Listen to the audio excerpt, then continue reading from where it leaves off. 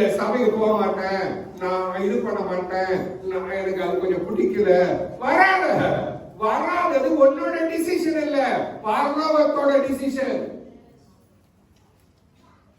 Prayer meeting சென்டர்ல யார் உட்கார்ந்து இருக்கணும், யார் இந்த டீச்சிங்க கேட்கணும்னு தேவன் நியமித்து வைத்தது. இந்த காலத்திலே என்னுடைய வருகையை பற்றி இந்த இடத்துல அறிவிக்கப்படும், அதுக்கு உகந்தவர்கள் தான் நீங்க உட்கார்ந்து இருக்க முடியும். யாருக்கிட்ட கேட்கிறாங்க? நீதிபரன் பரிசுத்த தேவன் அந்த ராஜாவை பார்த்து கேட்கிறாரு, இது எப்போது நடக்கும், இது எப்போது வரும், நீர் எப்போது வருவீர், நீ வரும் பொழுது என்ன அடையாளங்கள் இருக்கும் அப்படின்றால் இவர்கள் எல்லாம் இயேசு வருவார் என்று பூர்ணமாய் நம்புகிறார். இயேசு வந்தால் எடுத்துக்கொள்ளப்படுவார், அடுத்தது இயேசு வருவார் என்று பூரணமாய் அவர்கள் நம்புகிறார்.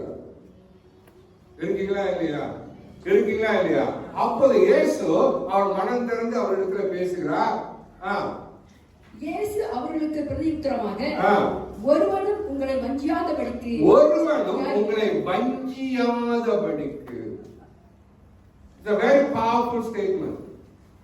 ஒருவனும் உங்களை வஞ்சிக்காதபடிக்கு ரொம்ப கவனமா இருங்க. அப்படின்னா ஃபுல்லா வஞ்சிக்கப்படுகிறவர் யார் சொல்றது? யாருக்கிட்ட? இப்ப கிறிஸ்துவை நம்புகிறவர்கள், கிறிஸ்துவை அறிந்தவர்களிடத்துல, ஞானஸ்தானம் எடுத்தவர்கள் மத்தியில. ரைட்டா இல்லையா? இப்ப அவங்க அப்போஸ்தலர் ஞானஸ்தானம் எடுத்தாங்களா இல்லையா? எடுத்தாங்களா இல்லையா? அப்ப அவங்ககிட்ட சொல்றாரு, கொஞ்சம் கவனமா இருங்க கண்ணுங்களா, வஞ்சிக்கப்படாமல் காத்துக் கொள்ளுங்கள். என் வருகை என்பது வித்தியாசமானது, அது கிட்ட என்னென்னலாம் நடக்கும் அப்படின்னு கொஞ்சம் கவனமா இருங்க.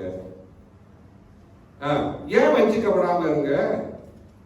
ஏனெனில் அநேகர் வந்து நாமத்தை தரித்துக் கொண்டு, என்னத்த என் நாமத்தை தரித்துக் கொண்டு, என்னத்த என் நாமத்தை தரித்துக் கொண்டு, என் நாமத்தை பின்பற்றுகிறது ஒண்ணு, என் நாமத்தை தரித்து கொண்டது போல் வேஷம் கொடு. இன்னைக்கு ஒருவன் பதவிக்கு ஆசைப்படுகிறானோ அவன் வஞ்சிக்கப்பட்டவன். Very simple. ரொம்ப கஷ்டப்பட வேண்டாம்.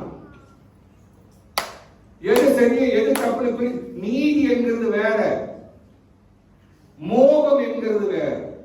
இன்னைக்கு ஒருவன் சிலருக்கு மேலாக தன்னை உயர்த்தி நான் உன்னோடு உயர்ந்தவன் என்று என்றைக்கு காமிக்கின்றானோ அன்று அவன் விழுந்தவன். இன்னைக்கு ஒருவன் அவனை பத்தி யோசிக்க மாட்டான். ஆவியானவர் என் உள்ளத்தை புடம் எடுக்க வேண்டும், நான் அவர்களுக்கு தெரிந்திருக்க வேண்டும், அவர் பத்தி எனக்கு தெரியணும், நாளுக்கு நாள் அவரை பத்தி தெரிஞ்சுக்கணும். என் ஜீவனோட நாளெல்லாம் அவரை மட்டும் தான் தெரிஞ்சுக்கணும், அவரை தான் தெரிஞ்சுக்கணும். அவரை தவிர வேற யாரையும் நான் தெரிஞ்சு கொள்ள விரும்பவில்லை. இரவானாலும் பகலானாலும் அவரை பற்றி தான் எனக்கு தெரிய வேண்டும். அவரை கண்டு கொள்கிறதை இன்பம், அவரை நாளுக்கு நாள் தியானிக்கிறதை இன்பம். அந்த இன்பத்தை வயலத்துக்கு சொல்லுவேன். அதை கேட்டுக்கொண்டு வர யாவரும் என்னை போல் மாறி கர்த்தருக்குள் வருவார்.